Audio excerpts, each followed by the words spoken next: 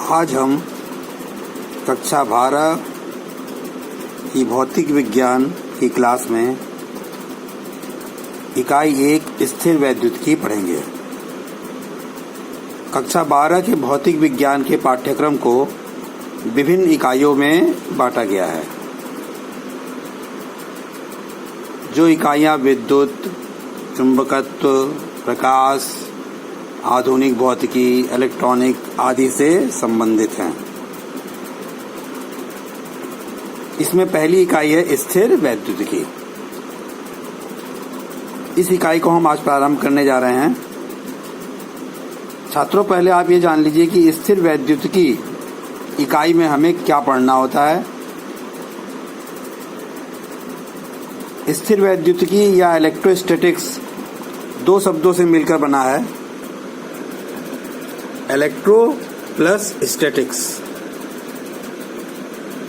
Electro शब्द का अर्थ electric charge या वैद्युत आवेश से होता है और स्टैटिक्स का मतलब स्थिर होता है। अतः हमें इस इकाई में वैद्युत आवेश के गुणों को, उसके प्रभावों का अध्ययन करना है, उसको स्थिर रखते हुए, यानी कि आवेश स्थिर अवस्था में रहकर उसके गुण, उसके प्रभावों का अध्ययन जिस इकाई में, विज्ञान की जिस भाग में हम करते हैं, वह इलेक्ट्रोस्टैटिक्स या स्थिर वैद्युतिकी कहलाती है। इसकी परिभाषा आप नोट कर सकते हैं। विज्ञान की वह शाखा जिसमें हम स्थिर आवेश के गुणों एवं प्रभावों का अध्ययन करते हैं, जैसे विद्युत क्षेत्र, विद्युत विभव आदि। कोई भी विद्युत आवेश स्थिर अवस्था में व्यवहारिक रूप से नहीं पाया जाता है। कहने का अर्थ यह है कि जो भी इसके व्यवहारिक अनुप्रयोग हैं, जिस रूप में हम इसको देखते हैं, विद्युत को या विद्युत आवेश को, वह गतिमान अवस्था में ही देखते हैं। सामान्यतः उसे हम विद्युत धारा के रूप में देखते हैं। उसके जो भी अनुप्रयोग हम अपने दैनिक जीवन में आसपास देखते हैं। इसलिए यह वैद्युत आवेश के अध्ययन का एक सैद्धांतिक पहलू है। थ्योरेटिकल एस्पेक्ट जो है इलेक्ट्रिक चार्ज को रेस्ट में रखकर किया जाता है। प्रैक्टिकल एस्पेक्ट में always the electric charge is in motion, वह सदैव गतिमान अवस्था में ही होता है। छात्रों, आपको यह समझ में आ गया होगा कि इस इकाई में हमें क्या पढ़ना है। अब क्योंकि इसमें वैद्युत आवेश के गुणों को पढ़ना है, इसलिए इस इकाई में हम सबसे पहले अध्याय 1 में वैद्युत आवेश एवं क्षेत्र, यह पहले अध्याय का नाम है, हम यह अध्याय आज प्रारंभ करेंगे। तो वैद्युत आवेश जो पहला शब्द हमारी इकाई प्रारंभ करते ही आया, हम सबसे पहले इसे समझने की कोशिश करते हैं। आपने इसके पहले भी कक्षाओं में वैद्युत आवेश पढ़ा होगा, सुना होगा, और उसका एक फिगर आपके माइंड में होगा कि यह वैद्युत आवेश कहलाता है या इसे वैद्युत आवेश कहते हैं। हम आपको यहाँ पर इस वैद्युत आवेश की उत्पत्ति कहाँ से हुई और फिर इसमें क्या सिद्धांत निकल के आए और कैसे इसको परिभाषित किया गया, वह यहाँ पे पढ़ेंगे। तो हम प्रारंभ करते हैं कि वैद्युत आवेश की उत्पत्ति कैसे हुई। वैद्युत आवेश की उत्पत्ति घर्षण विद्युत अर्थात फ्रिक्शनल इलेक्ट्रिसिटी से होती है।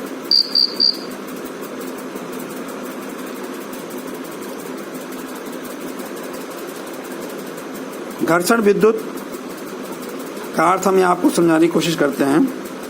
इसके लिए हम मान लीजिए दो वस्तुएं लेते हैं, एक A और दूसरी B। इन वस्तुओं में इनका अपना एक द्रव्यमान होता है, जिस द्रव्यमान के कारण यह दोनों वस्तुएं के बीच एक अंतर संबंध होता है गुरुत्वाकर्षण बल के द्वारा। ये एक दूसरे से इंटरेक्शन करते हैं गुरुत्वाकर्षण बल के द्वारा। जो आपने पहले पढ़ा है, यह एक क्षीण बल होता है। अब इस A और B वस्तुओं को हम यदि परस्पर एक दूसरे से रगड़ते हैं तो A और B को परस्पर एक दूसरे से रगड़ने पर इसमें एक परिवर्तन दिखाई देता है, एक परिवर्तन आता है। इसमें एक गुण आ जाता है जो रगड़ने के पूर्व नहीं था, रगड़ने के बाद दिखाई देता है। और वह गुण यह होता है कि A से B को रगड़ने पर वस्तु A अथवा वस्तु B में एक गुण दिखाई देता है कि यह कुछ हल्की वस्तुओं को अपनी ओर आकर्षित करना शुरू कर देता है। जैसे आपने सुना होगा, पढ़ा होगा कि जब हम स्केल को अपने बालों से रगड़ते हैं और कागज के छोटे टुकड़ों के पास ले जाएं तो वह कागज के छोटे टुकड़ों को आकर्षित करना शुरू कर देता है। यह जो परिवर्तन इन वस्तुओं में रगड़ने पर आता है, इसी परिवर्तन को वैद्युत आवेश कहते हैं। और इस तरह से घर्षण विद्युत से इस वैद्युत आवेश की उत्पत्ति मानी गई। कहने का अर्थ है कि जब दो वस्तुओं को आपस में रगड़ने पर उनमें हल्की वस्तुओं को आकर्षित करने का गुण आ जाता है तो उसे वैद्युत आवेश कहते हैं। तथा इस तरह से वस्तुओं के आवेशित होने को घर्षण विद्युत कहते हैं। यह फ्रिक्शनल इलेक्ट्रिसिटी कहलाता है। जैसे उदाहरण के तौर पर यदि किसी कांच की छड़ को रेशम से रगड़ा जाए तो कांच की छड़ दूसरी वस्तुओं को आकर्षित करने लगती है और वह आवेशित हो जाती है और उस वस्तु को हम कहते हैं कि वह वस्तु आवेशित हो गई। इससे यह भी निष्कर्ष निकलता है कि आवेशित वस्तुएं अन्य वस्तुओं पर बल लगाती हैं और इसी बल को हम वैद्युत बल कहते हैं। जैसे द्रव्यमान के कारण गुरुत्वाकर्षण बल होता है, उसी तरह से आवेश के कारण वैद्युत बल होता है। यानी कि यदि कोई वस्तु वैद्युत बल लगा रही है तो वह आवेशित है, यदि कोई वस्तु गुरुत्वाकर्षण बल लगा रही है तो उसमें द्रव्यमान है। यानी कि आवेश उसके द्वारा लगाए गए वैद्युत बल से ही रिप्रेजेंट होता है।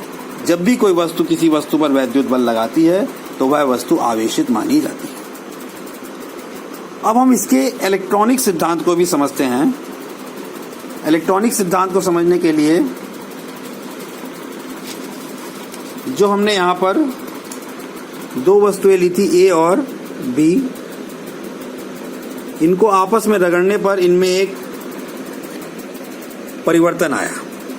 अब इलेक्ट्रॉनिक सिद्धांत के आधार पर यह देखा गया कि इसमें क्या परिवर्तन आ सकता है। परिवर्तन इसमें यह आ सकता है कि जब हम A और B को परस्पर रगड़ते हैं तो कुछ निकलकर A से B में चला जाए। यही एक परिवर्तन आने की संभावना है कि रगड़ने पर क्या होगा। आखिर रगड़ने पर यही होगा कि जब ये रगड़े जाएंगे एक दूसरे से तो A से कुछ निकलकर B में चला जाए। और जब A से कुछ निकलकर B में जाता है तो यह सोचने की बात है कि वह क्या जा सकता है। तो पदार्थ में परमाणुओं की संरचना में यदि हम देखें तो इलेक्ट्रॉन ही एक ऐसा कण होता है जो एक पदार्थ से दूसरे पदार्थ में जा सकता है, क्योंकि प्रोटॉन और न्यूट्रॉन नाभिक के अंदर पाए जाते हैं, वह एक प्रबल बल से बंधे होते हैं। तो A से निकलकर B में इलेक्ट्रॉन जा सकते हैं। यानी कि इसका अर्थ है कि परस्पर रगड़ने पर इलेक्ट्रॉन A से निकलकर B में चला गया। A देने वाला है इलेक्ट्रॉन को, इसको मान लिया गया कि यह क्या है, धनी है, यानी कि अर्थात यह धन माना गया। और जो इलेक्ट्रॉन प्राप्त कर रहा है, पाने वाला एक तरीके से ऋणी होता है, वह ऋण मान लिया गया। मतलब यह पॉजिटिव चार्ज और यह निगेटिव चार्ज, यह टोटली कन्वेंशनल है। अब यह इलेक्ट्रॉन जब इस पर से निकलकर इस पर गया तो यह माना गया कि इस पर इलेक्ट्रॉन की कमी हो गई और इस पर इलेक्ट्रॉन की अधिकता हो गई। यानी कि इलेक्ट्रॉनिक सिद्धांत के आधार पर A और B को परस्पर रगड़ने पर जो परिवर्तन आया, जिसको हम वैद्युत आवेश का नाम दिए, वह क्यों आया कि एक वस्तु पर इलेक्ट्रॉन की अधिकता हो जाती है और दूसरे वस्तु पर इलेक्ट्रॉन की कमी हो जाती है। जिस वस्तु पर इलेक्ट्रॉन की अधिकता होती है उसे ऋण आवेश, और जिस वस्तु पर इलेक्ट्रॉन की कमी होती है उसे धन आवेश कहा जाता है। इससे निष्कर्ष एक निकलता है, और इस निष्कर्ष से हम वैद्युत आवेश को परिभाषित करते हैं कि वैद्युत आवेश होता क्या है या कब कोई वस्तु आवेशित कहलाती है। यहाँ पर वैद्युत आवेश की परिभाषा लिखी गई है। वैद्युत आवेश पदार्थ का वह गुण है जिसके कारण वस्तुएं वैद्युत बल आरोपित अथवा अनुभव करती हैं। वस्तुओं के आवेशन के लिए इलेक्ट्रॉन ही उत्तरदायी है। जिस वस्तु पर इलेक्ट्रॉन की कमी होती है वह धनावेशित तथा जिस पर अधिकता होती है वह ऋण आवेशित हो जाती है। वस्तुओं के आवेशन के लिए इलेक्ट्रॉन ही उत्तरदायी है, यह मैंने यहाँ समझाया भी आपको कि संरचना के अनुसार इलेक्ट्रॉन ही वो पदार्थ होता है जो ए से निकलकर बी में जाता है। यानी कि इलेक्ट्रॉन की ही कमी और इलेक्ट्रॉन की ही अधिकता से धन आवेश या ऋण आवेश आता है। और जब भी कोई दो वस्तुएं परस्पर रगड़ी जाएंगी तो निश्चित रूप से एक धनावेशित और दूसरी ऋण आवेशित होगी। जैसे रेशम से कांच की छड़ को रगड़ा जाए तो कांच की छड़ धन आवेशित और रेशम ऋण आवेशित हो जाता है। अब यदि एक रेशम की छड़ को एक कांच की छड़ को रेशम से रगड़कर और एक दूसरी कांच की छड़ को रेशम से रगड़कर एक दूसरे के निकट लाया जाए, तो यदि हम कांच की छड़ को कांच की छड़ के निकट लाते हैं तो यह एक दूसरे को प्रतिकर्षित करती है, और यदि इस कांच की छड़ को रेशम के निकट ले जाते हैं तो यह एक दूसरे को आकर्षित करती है। रेशम और रेशम को नजदीक लाते हैं तो यह एक दूसरे को प्रतिकर्षित करती है। इसका अर्थ यह है कि जो वस्तु आवेशित हो रही है रगड़ने पर, उसमें या तो कांच की छड़ का गुण आ रहा है या फिर रेशम का गुण आ रहा है। यानी कि दो ही प्रकार के गुण आ सकते हैं और अतः आवेश दो ही प्रकार के हो सकते हैं, जिसमें से एक को धन कहते हैं और एक को ऋण कहते हैं। धन और ऋण कहना एक कन्वेंशन है, एक धारणा के तहत एक को धन एक को ऋण कहा जाता है। मुख्य बात समझने की है कि आवेश दो ही प्रकार के होते हैं, जिसमें से कन्वेंशनली एक को धन कह दिया गया और एक को ऋण कह दिया गया। और कन्वेंशनली यह बात निकल कर आई कि जिस पर इलेक्ट्रॉन की अधिकता होगी वह ऋण आवेशित होगा और जिस पर इलेक्ट्रॉन की कमी होगी वह धन आवेशित होगा। बच्चों, आपको यह आवेश की एक बेसिक कंसेप्ट आपके माइंड में आपको बना लेना है कि कब वस्तु आवेशित कहलाती है, और इसी आवेश के आधार पर हम आगे के अध्यायों को पढ़ेंगे, क्योंकि आवेश के ही कारण विद्युत होता है, आवेश के कारण ही विद्युत धारा होती है, आवेश के कारण ही चुंबकत्व होता है। ये सब चीजें आवेश की उपस्थिति के कारण ही होती हैं। इसलिए आवेश एक बेसिक कंसेप्ट है आगे की कई इकाइयों और कई अध्यायों को पढ़ने के लिए। आप इसको अपने पुस्तक से एक बार पढ़िएगा, इसको कनेक्ट करने की कोशिश करिएगा, जो बताया गया, जो नोट्स है उसको लिख लीजिएगा। किताब पढ़ने के लिए आप यूपी बोर्ड की ऑफिशियल वेबसाइट पर जाकर किताब को एनसीईआरटी की पुस्तकों को डाउनलोड कर सकते हैं फ्री ऑफ कॉस्ट, या ई पाठशाला से आप पुस्तक को डाउनलोड कर सकते हैं और करके इसको आप पढ़ सकते हैं। अगले लेक्चर में हम लोग आवेशन के तरीके पढ़ेंगे कि किस तरह से किसी वस्तु को आवेशित किया जाता है।